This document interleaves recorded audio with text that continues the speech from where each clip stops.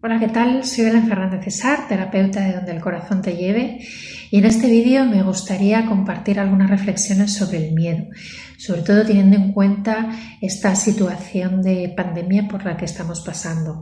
Es verdad que afortunadamente estamos ya en fase de desescalada, ya las cifras nos permiten tomarnos algún respiro, estamos un poquito más relajados, pero bueno, la amenaza sigue ahí y en cualquier caso esto ha supuesto un shock importante para todos nosotros. Nadie estaba preparado para algo así y nos ha roto todas nuestras rutinas, nos ha echado abajo nuestros planes y nos ha removido hasta nuestros cimientos.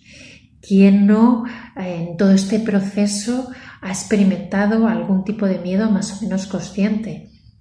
Por supuesto, a la enfermedad, al contagio, a la muerte, a contagiar, a perder a algún ser querido, miedo a perder nuestro trabajo, miedo a cómo todo esto puede afectar ya no solo a nuestra economía, a nuestros negocios, a nuestras empresas, sino a la forma en la que nos relacionamos con los demás. Y lo cierto es que el ser humano es un animal de costumbres. Tenemos la tendencia a rodearnos de una especie de burbuja de seguridad, lo que todos entendemos por la zona de confort, lo cual hasta cierto punto es lógico. Si a cada pequeño paso que damos en la vida tuviéramos que cuestionarnos todo desde cero y plantearnos si estamos tomando o no la mejor decisión o si hay otra posible estrategia alternativa, terminaríamos agotados. La zona de confort en sí no es ni buena ni mala.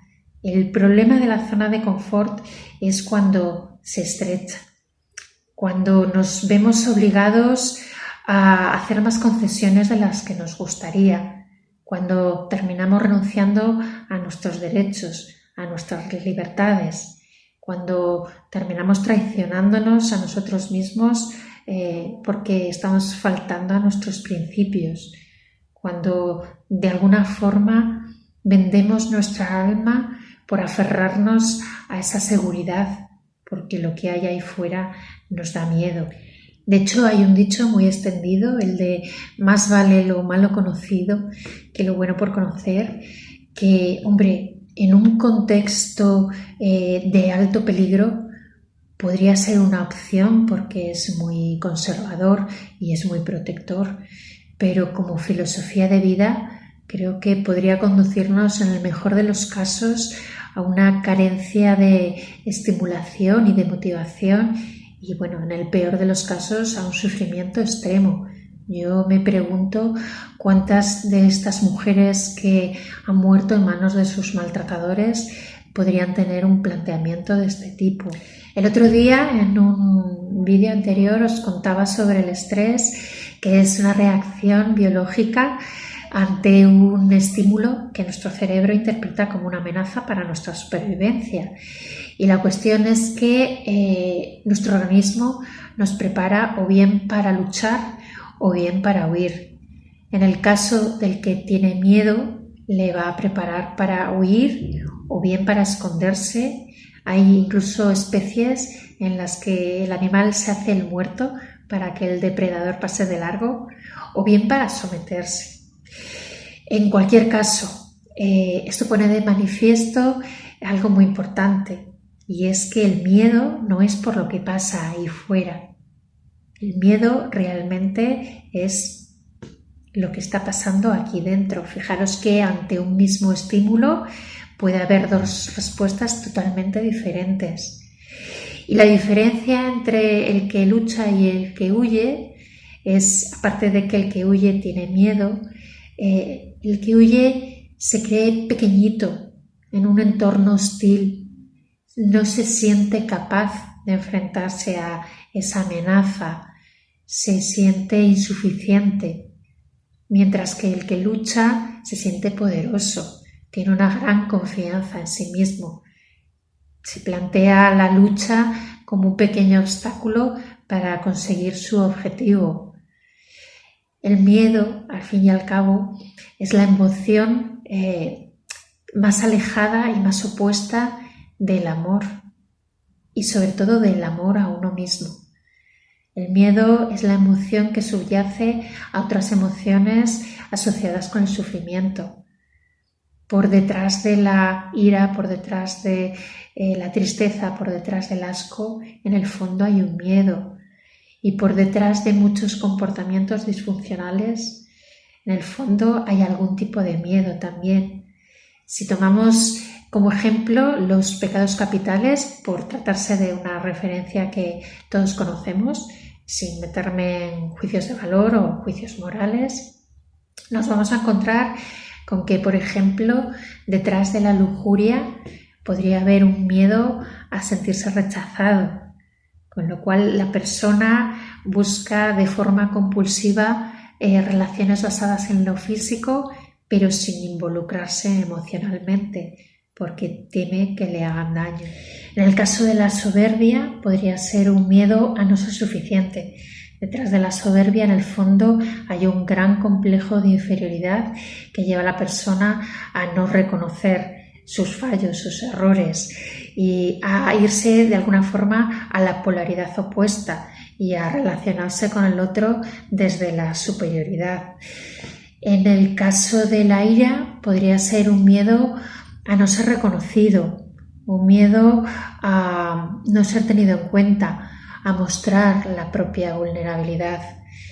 La persona con ira se siente en un entorno hostil y para no sentirse atacado, ataca primero. En el caso de la envidia, podría ser un miedo a no pertenecer. Para la persona envidiosa, está midiendo su valor en función del otro, se está comparando permanentemente y de alguna forma hay un miedo a ser dejado atrás, a no pertenecer al grupo, a perder ese vínculo. En el caso de la avaricia, habría un miedo a la carencia, habría un miedo al vacío que se parchea rodeándose de cosas materiales. En el caso de la gula, podría ser un miedo al abandono, un miedo a la soledad. La falta de alimento emocional se sustituye por alimento real. En el caso de la pereza, podría ser un miedo a equivocarse, habría un miedo al fracaso. Y qué mejor forma de no equivocarse que postergar cosas o que esperar a que los demás lo hagan por ti. En cualquier caso, siempre vamos a encontrar miedos que son comunes a diferentes comportamientos, porque en muchas ocasiones lo que cambia es la estrategia de la persona en función de su carácter, pero va a haber indudablemente factores comunes.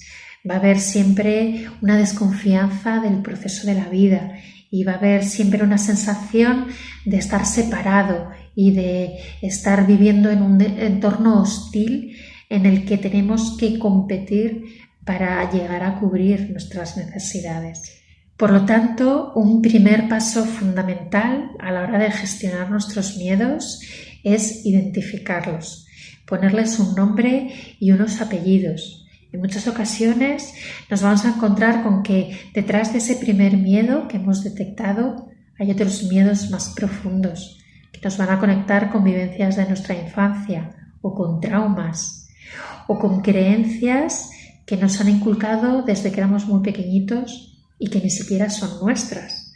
Pero bueno, el tema de las creencias tiene la suficiente envergadura como para dedicarle otro vídeo que prometo que lo haré. En cualquier caso, hay que hacer un trabajo de indagación.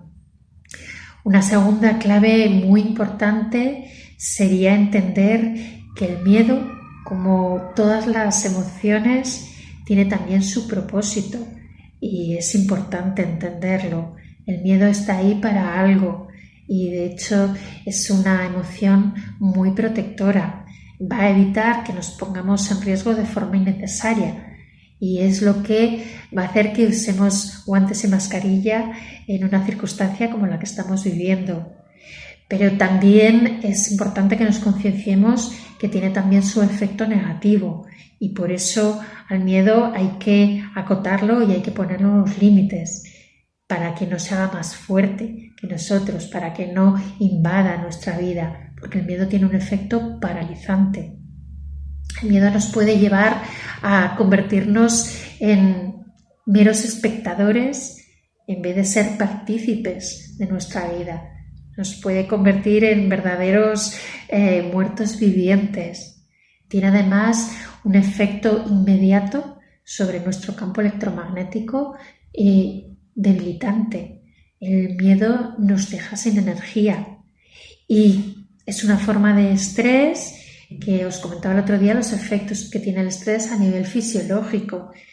Va a haber una serie de sistemas, sistema inmunológico, sistema digestivo, funciones de crecimiento y regeneración celular que se van a quedar paralizadas, y eso nos va a hacer mucho más vulnerables ante cualquier posible evento, cualquier posible cambio que haya en el exterior al que no vamos a saber adaptarnos.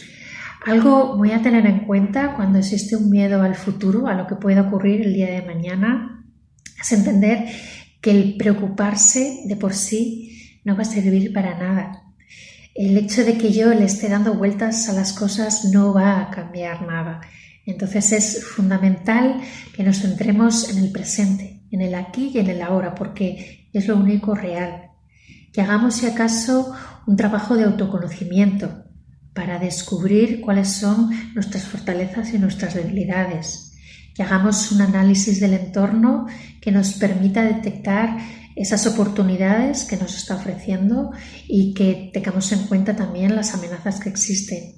Y en función de eso, que podamos elaborar un plan de acción, una estrategia, pero que no se quede solo en la teoría, claro, que la llevemos a la práctica, que la implementemos en nuestro día a día, y esa va a ser la única oportunidad que tengamos de poder cambiar, si es que se puede cambiar, ese entorno, esa realidad que tenemos alrededor. Otro factor muy importante, una pauta que nos puede ser de gran ayuda, aquellas actividades con las que disfrutamos, que nos gustan, que se nos dan bien, que nos generan paz interior, dedicarles un tiempo y un espacio, incorporarlas a nuestras rutinas diarias. Nos puede ser de gran ayuda. La creatividad es una herramienta que puede transformar aquello que nos está haciendo daño y convertirlo en algo constructivo y que aporte no solo a nosotros, sino a los que tenemos a nuestro alrededor. Al fin y al cabo, el miedo es como entrar en una habitación oscura. No hay nada que podamos hacer con esa oscuridad, pero si abrimos una ventana y permitimos que entre un rayo de luz, esa luz sí puede disipar esa oscuridad. Esa luz es el conocimiento, la toma de conciencia, es la comprensión que nos puede ayudar a trascender esa situación de miedo que podamos estar viviendo.